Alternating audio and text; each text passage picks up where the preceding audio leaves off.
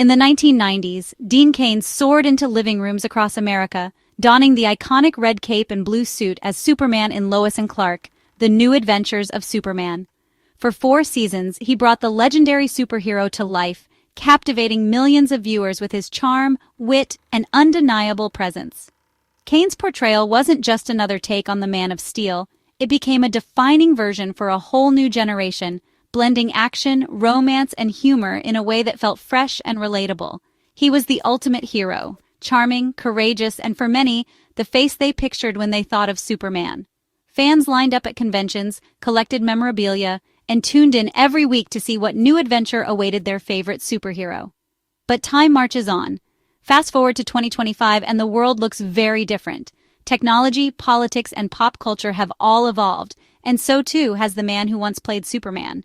Dean Cain, now in his late 50s, has taken a path no one could have predicted.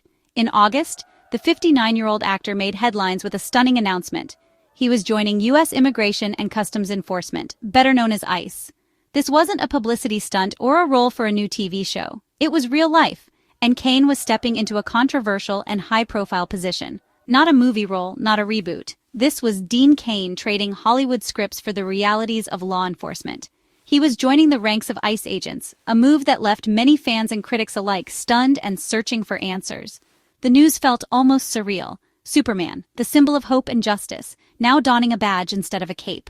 Cain said he wanted to secure the safety of all Americans, echoing the values he once portrayed on screen, but in a very different context.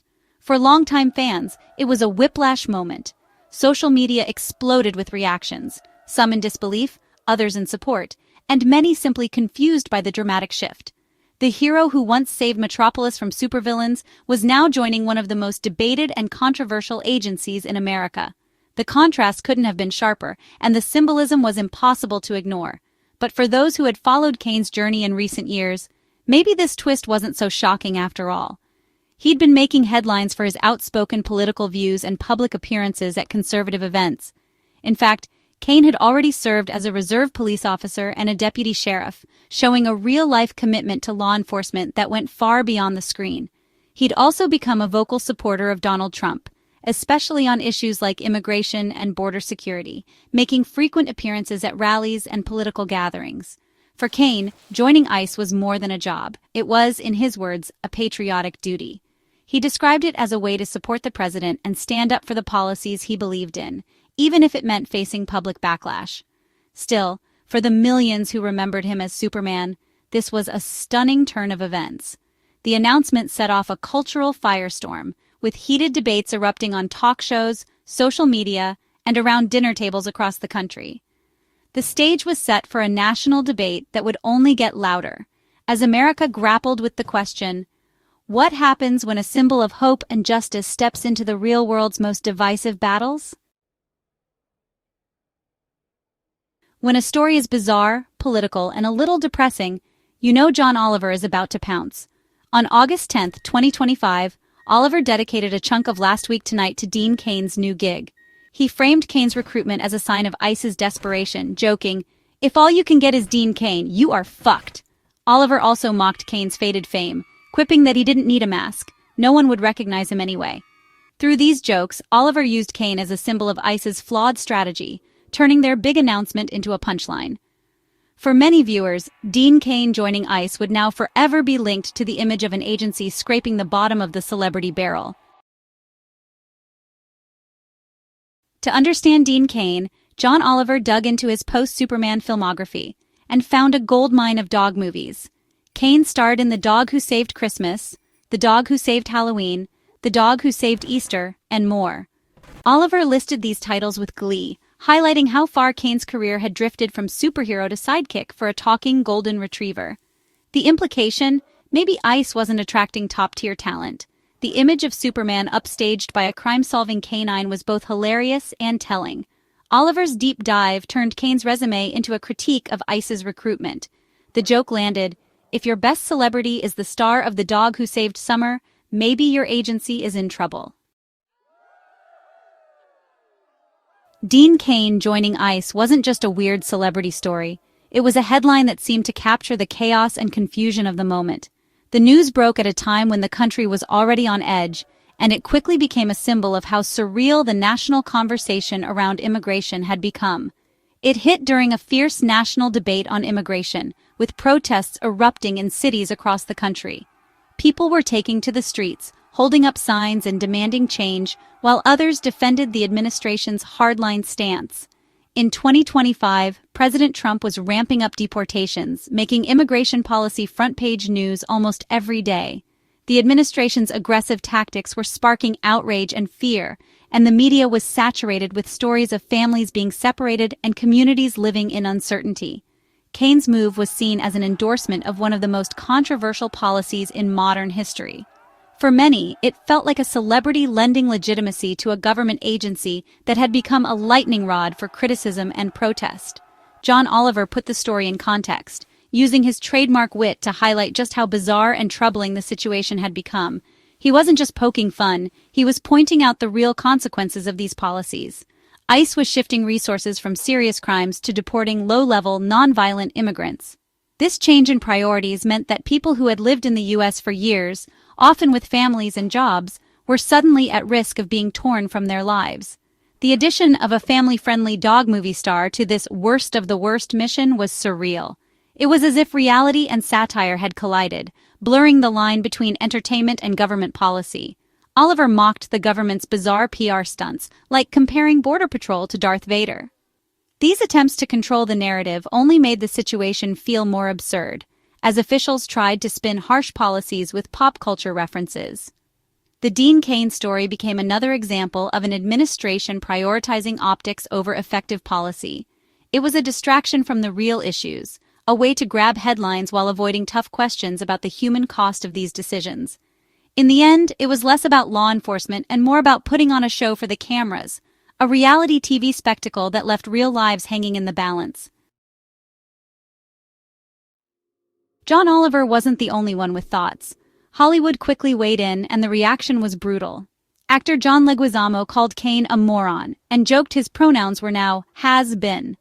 Other celebrities like Frank Grillo and Lee Daniels piled on, amplifying the criticism. For many in Hollywood, Cain's move was a betrayal of the heroic ideals Superman represented.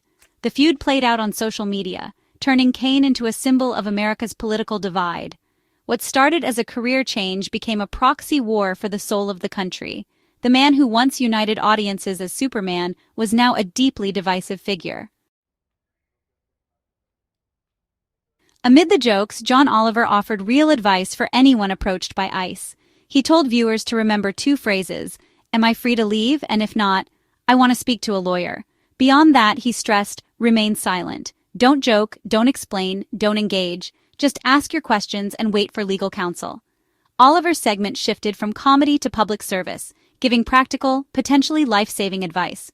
For many viewers, especially immigrants, this was more than a punchline, it was crucial information.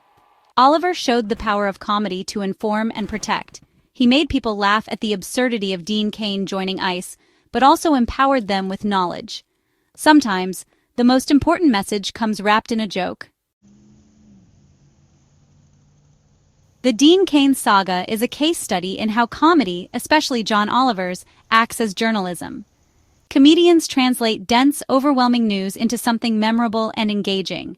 Oliver's jokes about dog movies weren't just for laughs. They questioned ICE's credibility. By making the audience laugh, he made them think, why is this agency resorting to this? Humor became a gateway to critical thinking, making complex topics accessible.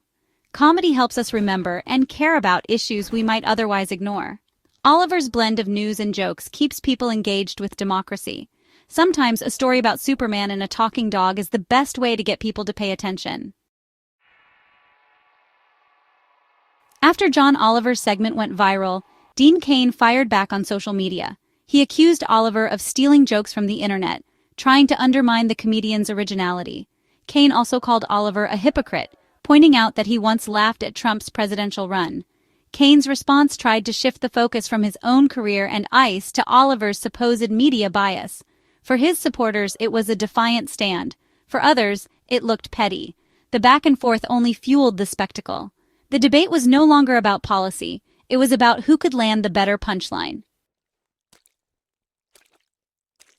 Dean Cain joining ICE and John Oliver's roast is more than just another internet drama.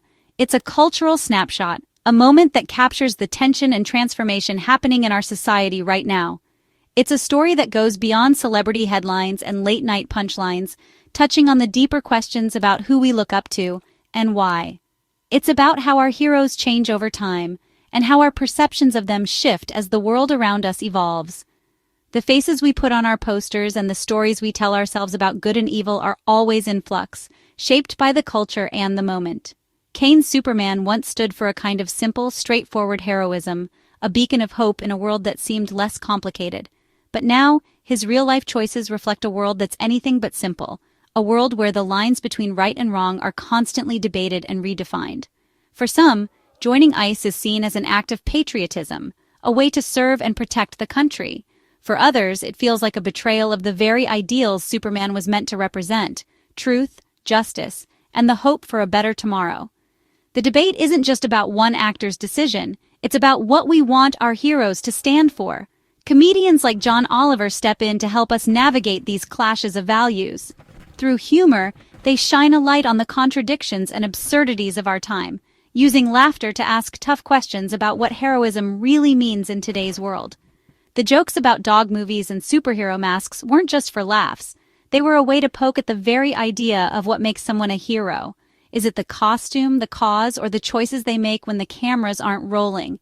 This is a tale of two supermen, the fictional symbol of hope, soaring above the city, and the real actor, grounded in a world of messy, complicated choices. It's a reminder that the people who play our heroes are just as human and just as flawed as the rest of us.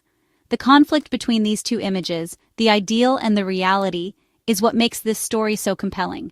It's a conversation about identity, values, and the power of pop culture to shape our beliefs. It's a story that's both funny and serious, a mirror reflecting the confusion and contradictions of our times. We laugh, we argue, and we try to make sense of a world that rarely offers easy answers. Our heroes, whether on screen or off, are rarely as simple as we want them to be. They're shaped by the roles they play, the choices they make, and the expectations we place on them. Expectations that are always changing. Sometimes the best way to talk about these uncomfortable truths is to laugh together. Humor gives us a way to process the contradictions, to find common ground, and to keep the conversation going even when it gets tough. And sometimes, that laughter is what helps us understand the world and each other just a little bit better, reminding us that even in a divided world, we can still find moments of connection and hope.